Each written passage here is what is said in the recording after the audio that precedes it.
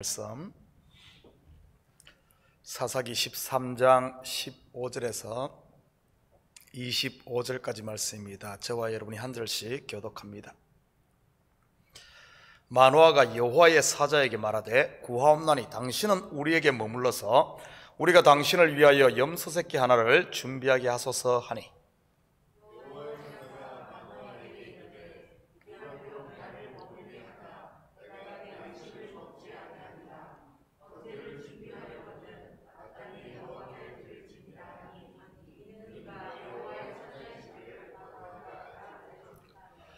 마노아가 또 여호와의 사자에게 말하되 당신의 이름이 무엇이니까 당신의 말씀이 이루어질 때에 우리가 당신을 존귀히 여기리이다 하니,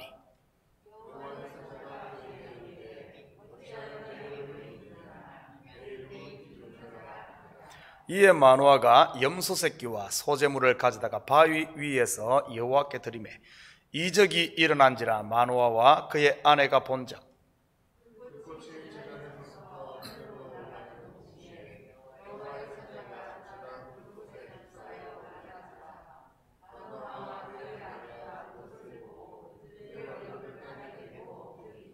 여호와의 사자가 마노아와 그의 아내에게 다시 나타나지 아니하니 마노아가 그제야 그가 여호와의 사자인 줄을 알고,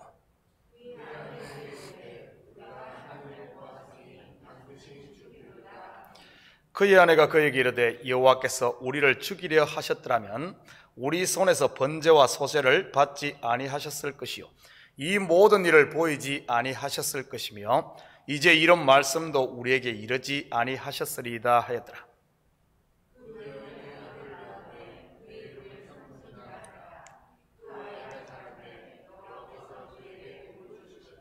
함께 읽겠습니다.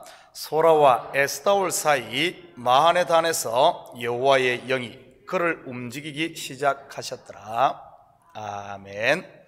좋은 아침입니다. 우리는 지난 새벽에 임신하지 못하던 마노아의 아내에 대해 공부했습니다. 성경에 임신하지 못하는 여인들은 다름 아닌 구원의 은혜를 입기 전 우리의 모습이라고 했습니다. 바로 열매 맺지 못하는 밭과 같은 존재 말이지요. 그런 것을 하나님의 사자가 친히 찾아와 그 여인이 임신할 것과 태어날 아기가 이 하나님께 구별될 나실인이 될 것을 고지합니다. 그러면서 금해야 할 것 세 가지를 알려주지요. 포도주와 독주를 금할 것, 부정한 것을 먹지 말 것, 그리고 머리에 삭도를 대지 말 것을 명합니다. 자, 오늘은 하나님의 사자로부터 이 수태고지를 받은 삼손 부모의 반응과 그리고 이들을 찾아온 하나님의 사자가 정확히 누구인지에 대해 한번 살펴보도록 하겠습니다. 16절 같이 봅니다. 여호와의 사자가 마노아에게 이르되 내가 비록 나를 머물게 하나 내가 내 음식을 먹지 아니하리라. 번제를 준비하려거든 마땅히 여호와께 드릴지니라 하니, 이는 그가 여호와의 사자인 줄을 마노아가 알지 못함이었더라. 여호와의 사자가 여인에게 처음 찾아왔을 때 여인은 이 사실을 남편에게 말합니다. 그리고 두 번째 여호와의 사자가 찾아왔을 때도 여인 혼자 있을 때입니다. 그런데 이번에는 여인이 남편을 불러오고 남편은 그를 위해 음식을 준비하려고 합니다. 그때 여호와의 사자는 음식 대신 번제를 하나님께 드리라고 하지요. 마노아는 여전히 그가 여호와의 사자인 줄을 알지 못하고 있었습니다. 왜냐하면 그가 사람의 모습으로 왔기 때문이지요. 창세기도 보면 아브라함에게 찾아오신 하나님과 이 천사들도 사람의 모습으로 오셨습니다. 창세기 18장 1절과 2절입니다. 여호와께서 마므레 상수리 나무들이 있는 곳에서 아브라함에게 나타나시니라. 날이 뜨거울 때 그가 장막 문에 앉아 있다가 눈을 들어본 적 사람 셋이 맞은편에 서 있는지라. 그가 그들을 보자 곧 장막 문에서 달려나가 영접하며 몸을 땅에 굽혀 아브라함은 이들을 아주 극진히 대접합니다. 두 명의 천사가 떠난 후에 아브라함은 사람의 모습으로 찾아오신 하나님에게 조카 롯의 생명을 위해 간구함으로 이 롯과 두 딸을 소돔성의 심판에서 구원하지요. 이 사람의 모습으로 오신 하나님은 과연 누구일까요? 마노아는 아직 하나님의 사자를 알아보지 못했습니다. 그는 단지 자기에게 오신 분이 하나님의 뜻을 전하는 선지자로 생각을 했을 것 같습니다. 그래서 그에게 이름을 물어봅니다. 당신이 전한 말이 성취가 되면 당신을 존귀히 여기기 위해서라고 하면서 말이지요. 18절 같이 봅니다. 여호와의 사자가 그에게 이르되 어찌하여 내 이름을 묻느냐? 내 이름은 기묘자라 하니라. 기묘자, 어디서 많이 들어보지 않았습니까? 이사야서 9장 6절입니다. 이는 한 아기가 우리에게 낳고 한 아들을 우리에게 주신 바 되었는데 그의 어깨는 정사를 메었고 그의 이름은 기묘자라, 모사라, 전능하신 하나님과 영존하시는 아버지라, 평강의 왕이라 할 것임이라.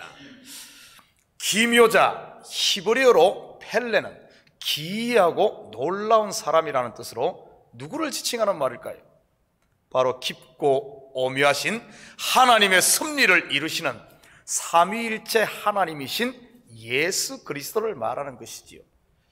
마노아에게 오신 여호와의 사자는 바로 구약의 역사신 예수님입니다. 우리가 여호수아를 공부하면서도 이 여호수아가 가나안 땅 여리고에 가까이 이르렀을 때 그 앞에 칼을 빼고 나타난 군대 장관이 있습니다. 이 군대 장관 또한 구약에서 역사하신 예수 그리스도이지요. 그의 이름이 기묘자란 말을 들은 이 마노아는 그곳에서 제사를 지냅니다. 19절 20절 같이 봅니다. 이에 마노아가 염소 새끼와 소제물을 가져다가 바위 위에서 여호와께 드리매 이적이 일어난지라. 마노아와 그의 아내가 본적 불꽃이 제단에서부터 하늘로 올라가는 동시에 여호와의 사자가 제단 불꽃에 휩싸여 올라간지라. 마노아와 그의 아내가 그것을 보고 그들의 얼굴을 땅에 대고 엎드리니라. 이 말은 마노아의 이 제사가 하나님께 연락되었음을 보여주는 것이지요. 그런데 그 불꽃과 함께 여호와의 사자도 함께 올라가네요. 이 여호와의 사자가 누구라고 했습니까? 바로 예수 그리스도라고 했지요. 이는 곧 하나님의 뜻을 이루기 위해 오신 성자 예수님을 하나님이 기쁘시게 받으셨다는 뜻이요, 또한 하나님의 뜻이 아들을 통해 성취되었음을 말하는 것입니다. 그래서 예수님을 유월절 어린 양, 곧 화목 제물이 되셨다고 하지요. 마노아와 그의 아내가 보는 가운데 불꽃과 함께 올라간 여호와의 사자, 이 모습을 우리는 신약에서 두 번 크게 찾아볼 수 있습니다. 먼저는 예수님께서 무덤으로부터 올리우심, 곧 부활을 이야기하는 것이죠.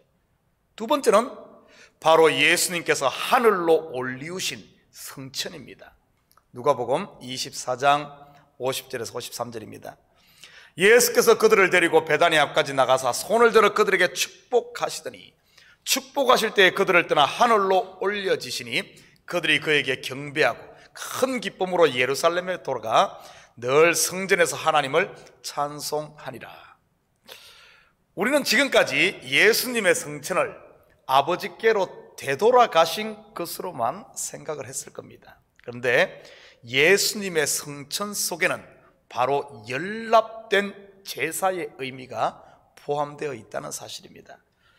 제사가 연락됨으로 말미암아 죄사함, 곧 화목이 이루어진 것이지요.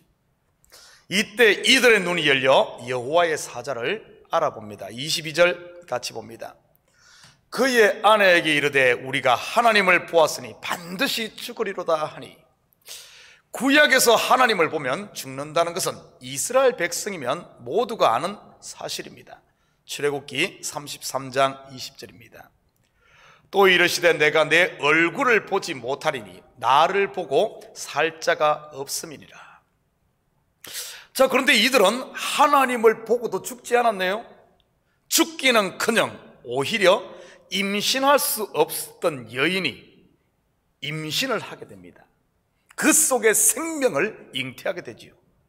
바로 삼손을요.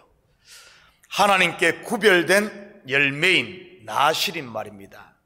이게 어떻게 된 것일까요? 바로 그들에게 나타났던 여호와의 사자 곧 예수 그리스도가 불꽃이 되어 하나님 앞에 화목 제물이 되었기 때문이지요.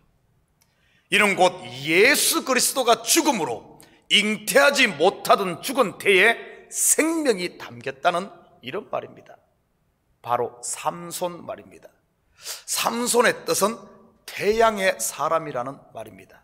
빛의 사람, 곧 빛을 말하지요. 마태복음 5장 14절에서 16절입니다.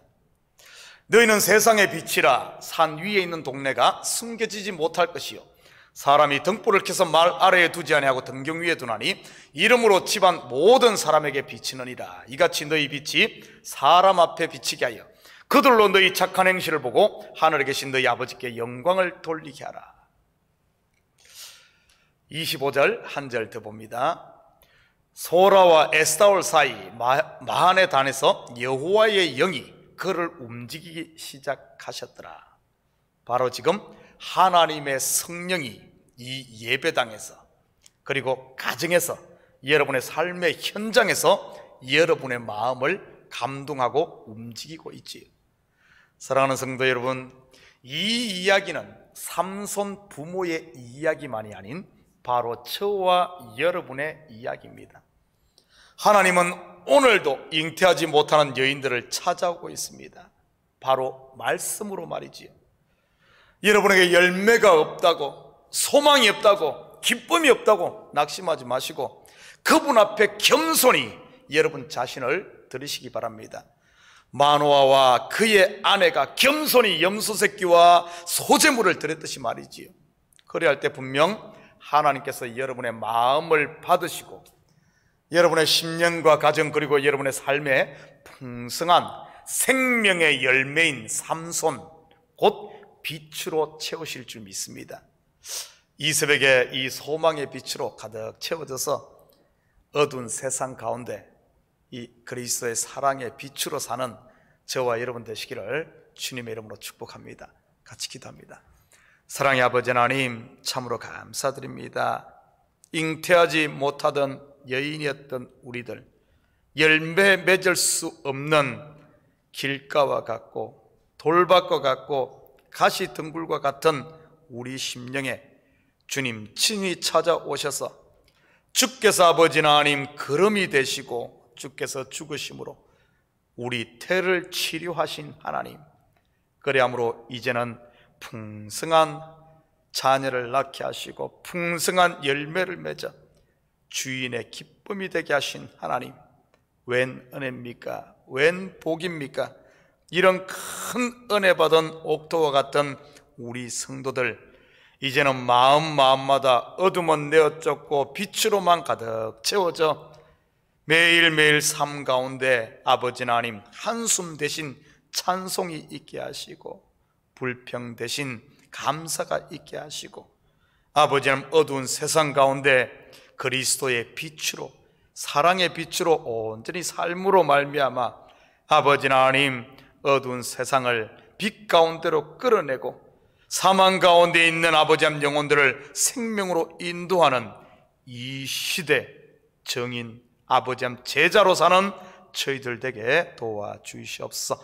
오늘 하루 삶 가운데도 아버지 하나님 우리를 통해 주님의 영광만이 만방에 선포되길 원하며 이 모든 말씀 예수님의 이름으로 기도드립니다. 아멘. 광고 하나 드리겠습니다. 내일은 추수감사절입니다. 내일 새벽 예배는 우리 할리데이 관계로 쉬도록 하겠습니다. 모레 계속해서 새벽 예배 진행됩니다.